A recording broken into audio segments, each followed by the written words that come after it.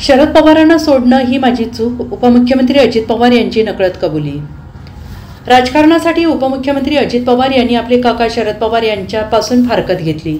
राष्ट्रवादी काँग्रेस पक्षातून त्यामुळे फूट पडली। आता हीच चूक अजित पवार यांना उमगल्याचं दिसत आहे। शरद पवारांना सोडणं ही चूक होती असं नाव न घेताच उपमुख्यमंत्री अजित पवारांनी जाहीर कार्यक्रमात कबुली दिली आहे। राज्याचे मंत्री धर्मराव बाबा आत्राम यांची मुलगी शरद पवार गटाच्या राष्ट्रवादीत प्रवेश करणार आहे। भाग्यश्री आत्राम हलगेकर यांना पक्ष न सोडण्याचा सल्ला देताना अजित पवार यांनी काका शरद पवार यांना सोडण्याची चूक आपल्याकडून झाल्याची कबुली दिली। अजित पवार हे गडचिरोली आणि चंद्रपूर दौऱ्यावर आहेत, त्यावेळी एका कार्यक्रमात बोलताना त्यांनी आपल्या चुकीची कबुली दिली। पवार यांना सोडून आपल्याकडून चूक झाल्याचं ते म्हणाले, मात्र त्यांनी यावेळी शरद पवार यांचं नाव घेतलं नाही। दरम्यान धर्मराव बाबा आत्राम यांची मुलगी राष्ट्रवादी शरद पवार गटात प्रवेश करणार असल्याची चर्चा आहे। त्यामुळे अजित पवारांनी तिचे मन वळवण्याचा प्रयत्न केला। घरात फूट पाडू नका, त्या अनुभवातून मी गेलोय, मी केलेली चूक तुम्ही करू नका असा सल्ला उपमुख्यमंत्री पवार यांनी मंत्री धर्मराव बाबा आत्राम यांची मुलगी भाग्यश्री आत्राम हलगेकर यांना दिला आहे। खोटा प्रचार झाला आमच्याबद्दल। संविधान घटनेचे शिल्पकार डॉक्टर बाबासाहेब आंबेडकरांनी दिलेलं संविधान इतकं उच्च आहे, जगात नंबर 1चं संविधान आहे, त्याचा आपल्याला सगळ्यांना आदर आहे। आपण आज देखील संविधानाने जे सांगितलं त्या रस्त्याने आपण चाललोय। जे कायदा सांगितलेला त्या कायद्याने आपण चाललोय। कायदा संविधान सगळ्यांना सारखं, घटना सगळ्यांना सारखी। म्हणून माझी विनंती आहे की ह्यावेळेस जरा इथं परिस्थिती वेगळी झाली आहे। आपल्या घरातल्यांनाच काहींना फोडाफोडी करायचं काम चालवलेलं आहे।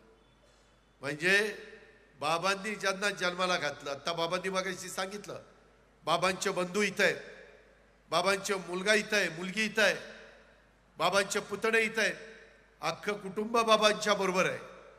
परंतु एकाला बाबांनी चांगल्या पद्धतीनं जिल्हा परिषदेचा अध्यक्ष केलं।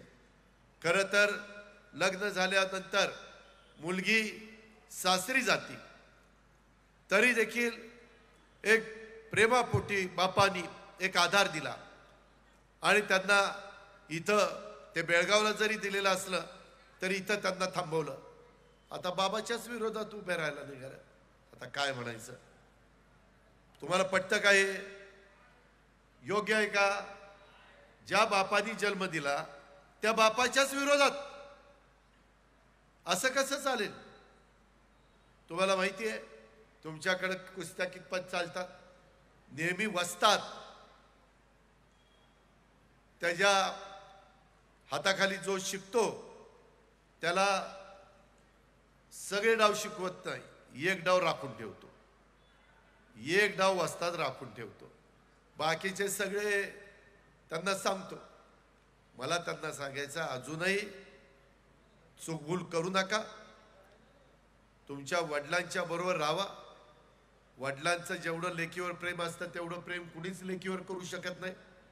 आणि असं असताना तुम्ही त्याच्यामध्ये कुठंतरी घरामध्ये फूट पाडण्याचा प्रयत्न करताय, हे बरोबर नाही, समाजाला हे आवडत नाही। त्या संदर्भामध्ये आम्ही पण अनुभव त्या ठिकाणी घेतलेला आहे। मी त्याच्यातनं माझी चूक मान्य केली। आता मात्र माझं तुम्हाला सगळ्यांना सांगणं आहे, वस्तादनी एक डाव राखून ठेवलेला आहे, तो डाव दाखवायची वेळ येऊन देऊ नका। व्यवस्थितपणे बाबाला उद्याच्या निवडणुकीमध्ये आपण प्रचंड मताधिक्याने विजयी करा, त्यांना चांगल्या पद्धतीनं महायुतीचे उमेदवार म्हणून महाराष्ट्राच्या विधानसभेमध्ये पाठवा। बाकीचे सगळं काय असेल ते आम्ही तिकडची जबाबदारी पार पाडू, त्याबद्दल आपण काळजी करू नका। Bureau report SBN Marathi, Gadchiroli.